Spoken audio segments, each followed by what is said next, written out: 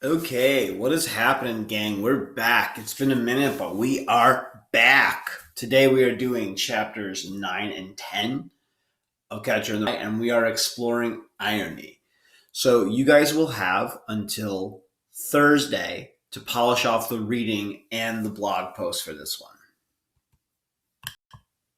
First, though, yesterday we lost power at my house for the entire day. It was anxiety inducing. So, this has given me something of a backlog. Please be patient with me as I try to catch up on everything from yesterday. Okay, that being said, let's get irony. So, irony as a whole is a contrast or an incongruity between what is expected and what actually occurs. So, this can be verbal expectations, this can be situational expectations, but basically, there's some kind of difference between what we anticipate and what actually goes down. The three types of irony that we're going to explore are verbal, situational, and dramatic. First of all, why do writers use irony? What are the intended effects of this? What is the purpose of including this stuff?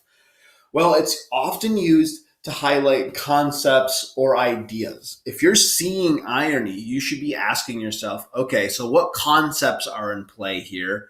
What big ideas are being discussed? And then what does the irony show me about those ideas? Oftentimes these ideas are related to the real world or the truth. Okay, we think one thing, but the truth, the real world, gives us something different. Also, irony is used to create suspense or humor. Okay, it can ramp up the tension or it can give us a little something to chuckle at. And of course, because so many things can do this, irony can be used to characterize. Okay, we look at what the character's expectations are and what the reality is, and then we can learn a little bit more about who that character is based on what they want out of life or what they are expecting out of life. So, first, verbal irony. This one is pretty straightforward, and you've just seen gobs and gobs and gobs of it throughout Catcher in the Rye. It's when a speaker says something which contrasts sharply with what they actually mean. So maybe the easiest way to think about this is sarcasm. Okay. Holden is so sarcastic. Sarcasm is, of course, when you're saying the opposite of how you actually feel. So if I were to say something like, wow, 12th place, amazing accomplishment, I'm really kind of poo-pooing that accomplishment. I'm talking about how it's not particularly interesting at all and it's kind of shameful. There are other forms of verbal irony as well. There's exaggeration, also known as overstatement. That's when you're blowing something up bigger than it actually is. Like, for example, if a friend of yours is trying to beat a difficult level of a video game, you might say something like, I'll let you get back to this monumental undertaking. Okay, you're exaggerating the level of difficulty. Then on the opposite hand, there is understatement, where you try to make a big deal seem smaller than it actually is, oftentimes for humorous effect. So if, like, let's say you've fallen down the side of a mountain and you've destroyed every single bone in your body, someone comes to visit you at the hospital and they say, oh, how are you? And you go, well, I've been better. You're understating that. You're making it seem like a smaller deal than it actually is.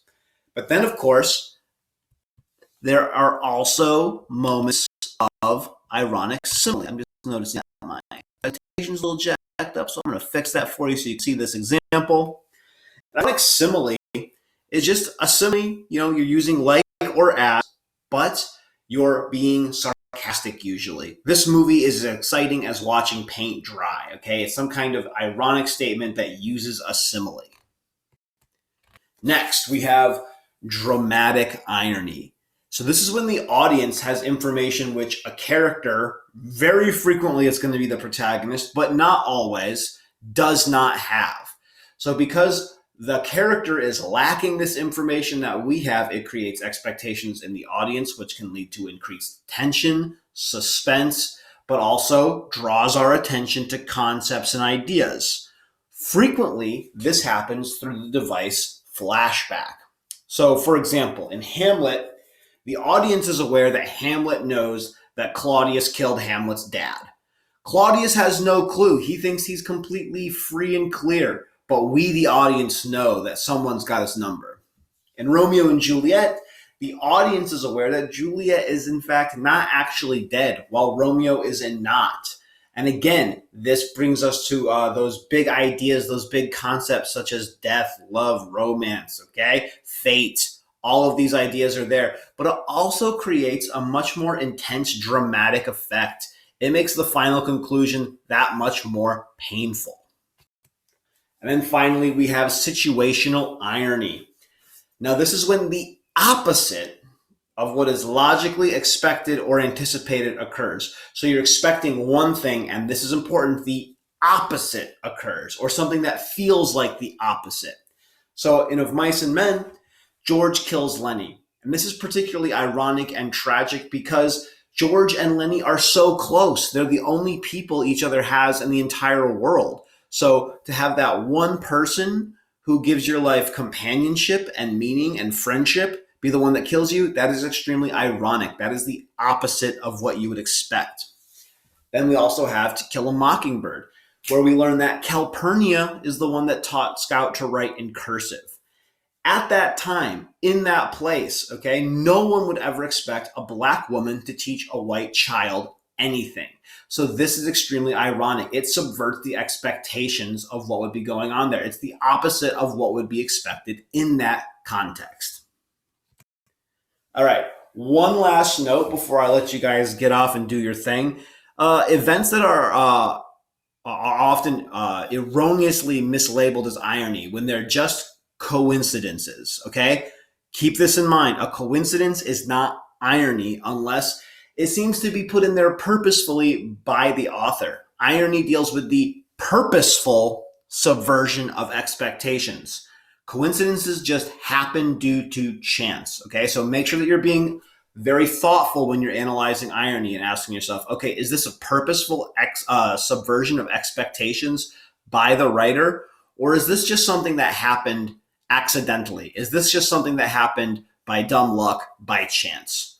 Okay, guys, have a great day. If you need anything over the next couple of days, make sure you're reaching out and talking to me. We're going to have our next Socratic discussion the beginning of next week. We'll get the sign-up sheet for you soon. Got a few other things happening. Have a great day. Bye-bye.